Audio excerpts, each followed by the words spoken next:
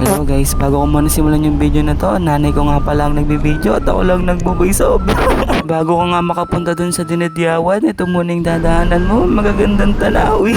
Matatarik lang talaga yung dadaanan mo, pero pag nakapunta ka na dun sa pupuntahan mo, syempre sulit na. Tsaka pala pag nandito ka sa taas, makikita mo na yung dagat ba, blue siya. Nandito ka rin pala sa taas, pwede ka mag-picture kasi napakaganda talaga tol. Dito nga sa video na to, malapit na kami sa pupuntahan namin. Natatanaw na natin ng white sand ba. Nang nakarating na nga kami dito, nag-video na ang aking nanay. Ayan, pinakita niya pa yung dagat, zoom pa. At dito nga sa part na to, kumain na rin kami. Ayan nga, kumain na kami, nag-uunahan pa yun sa manok. At nagkayan ba, ang dami ba, hindi ko naman lang magsasabihin. At ayun na nga, sinimulan na lang yung pagpicture. Nga pala yung aking tatay.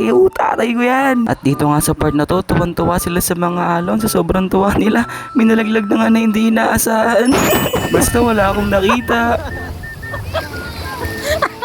Bago nga pala natin tapusin yung video na to, ito nga pala yung mga huling video na kinuha ng aking nanay. Sayang naman kasi kung hindi mapapakita sa video ang ganda ng lugar. Bago pala natin tapusin ng video, may papakita ako sa inyo na inedit ko kanina.